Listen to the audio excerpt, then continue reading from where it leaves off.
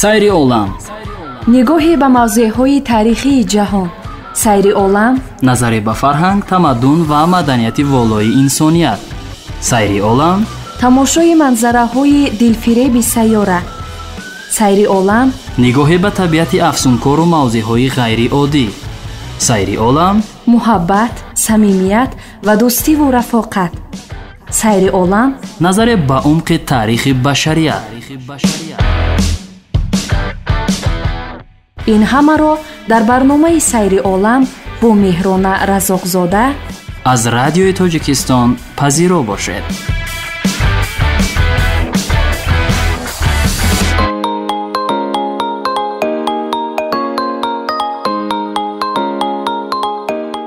дуруд ба ҳамаи шунавандагони ҳамешагии радиои Тоҷикистон. алҳол барномаи сайри олам аст тақдими якояки шумо. имрӯз шуморо ба Малайзия, ба яке аз кишварҳои мӯъҷизаофари Осиё мебарем. ин кишвар миёни сайёҳон бо расму анъанаҳои бой, шаҳрҳои муосир, ҷазираҳои афсонавӣ ва ҷангалҳои сарсабзаш шинохтааст. ҳамроҳи мо бошед, то бо таърих, ҷойҳои тамошобоб ва фарҳанги бои ин кишвар ошно шавем.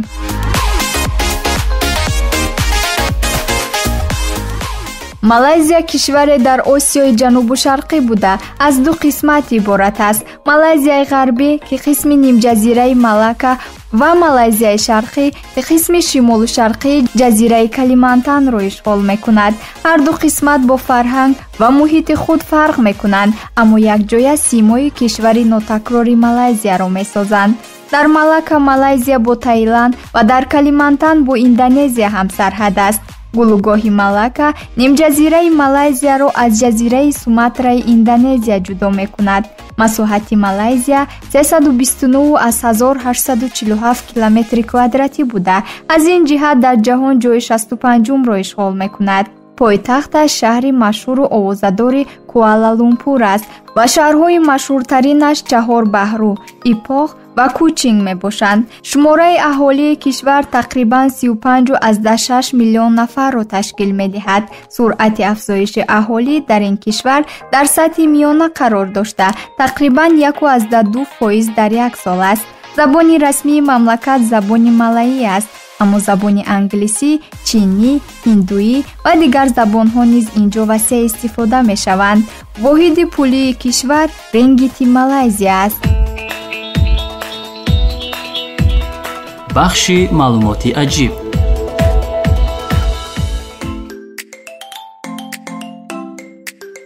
номи кишвари Малайзия аз санскрит тарҷума шуда маънои кишварҳои кӯҳистонро дорад. ин кишвар аз ду қисмат иборат аст, ки тавассути баҳр аз ҳам ҷудо шуданд. гулугоҳи Малакка ки нимҷазираи Малайзияро аз ҷазираи Суматра ҷудо мекунад, яке аз муҳимтарин масирҳои киштиронӣ дар сайёра аст.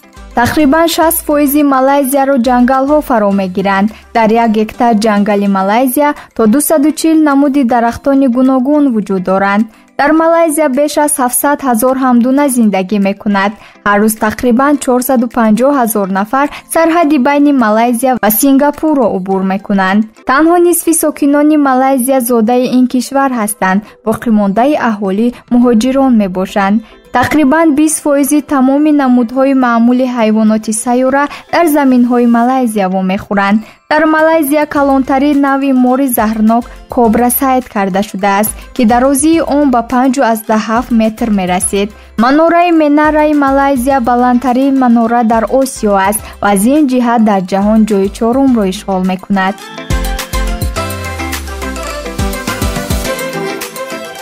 Малайзия хонаи Якуанг хурдтарин намуди хирс дар сайёра аст. дарозии қадди он 1,5 метр ва вазнаш 41 килограмм мебошад. кишвари Малайзия макони бузургтарин ғори табиии ҷаҳон Саравак мебошад. дар таомҳои Малайзия гӯшт кам истифода мешавад. дар он ҷо биринҷ ва моҳӣ бартарӣ дорад. бузургтарин меҳмонхона дар ҷаҳон дар Малайзия ҷойгир аст. Рефлесия Арнолди ки бузургтарин гули ҷаҳон маҳсуб мешавад, дар Малайзия мерӯяд. ин гули аҷоиб диаметраш ба 100 сантиметр ва вазнаш то 11 килограмм буда метавонад. бурҷи дугони кои Петронас, ки дар пойтахти Малайзия шаҳри Куала-Лумпур воқеъ аст, аз соли 1998 то соли 2004 унвони баландтарин биноҳои ҷаҳонро доштааст. Дар Малайзия ба ҷуз аз малайзиҳо, чиниҳо ва ҳиндуҳо низ аҳолии маҳаллӣ ҳастанд. аҳолии асосии Малайзияро малайзиҳо, хитоиҳо ва ҳиндуҳо ташкил медиҳанд. аксари аҳолӣ танҳо забони худро медонанд. аз ин рӯ ҳукумат маҷбур аст ки ҳамаи эълонҳои муҳимро ба забонҳои чинӣ ва ҳиндуӣ низ тарҷума кунад. барои сайёҳон ва намояндагони ақаллиятҳои миллӣ бошад, забони англисӣ истифода мешавад.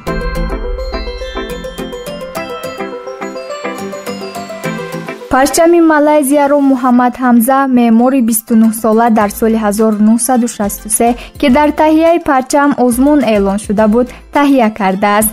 нуқтаи баландтарин дар Малайзия кӯҳи Кинабулу дар ҷазираи Борнео дар баландии 1335 фут мебошад. ЮНЕСКО ҳатто ин қулларо ҳамчун макони мероси ҷаҳонӣ эътироф кардааст. Малайзия дар маҷмӯъ 65,877 километр роҳи автомобилгард дорад. Малайзия сеюмин бузургтарин истеҳсолкунандаи резини табиӣ ва бузургтарин таъминкунандаи дастпӯшакҳои резинӣ дар ҷаҳон аст. طبق معلومات سازمان جهانی سیاحی، مالزیا در سال 2009 با جلب زیاده از 23.6 میلیون سیاح یکی از سرسیاح‌ترین کشورها محسوب یافته در جهان جای نهم را اشغال کرده است. در مالزیا یکی از بلندترین درختان تروپیکی جهان توالنگ موجود است. سامیان گرامی، این بود بخش دلیل‌های جالب از کشور ناتکرار مالزیا. بخش سیر در سیاره زمین.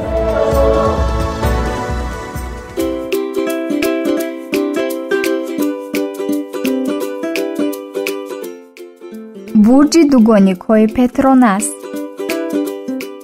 مناره‌های دوگانه پتروناس که در بلندی 452 متر در بالای شهر جایگیرند، رمزی افتخار و پیشرفت کشور مالزیا میباشند که به آن در مدت کوتاه نائل شده است. برای نفرانی که نمیدانند در این کشور نخست از کجا دیدن نمایند، توصیه داده می شود تا سفر خود را از این نشانه نمایانی شهر و کشور مالزیا آغاز کنند. از بس که تا سالهای 90 در مالزیا بناهای بلندآشیانه عموماً وجود نداشتند، ساختمان این مناره‌ها موفقیتی بزرگ برای کشور بود. روند بنیاد مناره‌ها سال 1992 آغاز شده 6 سال دوام کرد و سال 1998 با تمام شکوه و شهامت بنیاد گشته سیمای شهر را به کلی دیگر کرد. ساختمان این برج را معمار مشهور ارژانتینی سزار پلی طراحی کرده است. هر یک از مناره‌های آن از 88 آشیانه عبارت بوده، از پولاد و شیشه ساخته شده‌اند. در آشیانه‌های 41-42 آن باشد پل دو آشیانه موجود است که این دو مناره را با هم می‌پیوندد. در داخل مناره‌ها مرکزهای سودا، مغازه‌های لوکس، طربخانه‌های به‌همتا و دیگر جای‌های خدمت‌رسانی موجودند. اما ساله سیاحان سرشمار به مناره‌ها می‌آیند تا اینکه این انشاءات عظیم را تماشا کنند و از منظره‌هایی که از پل آویزان آن نمایان است دیدن نمایند.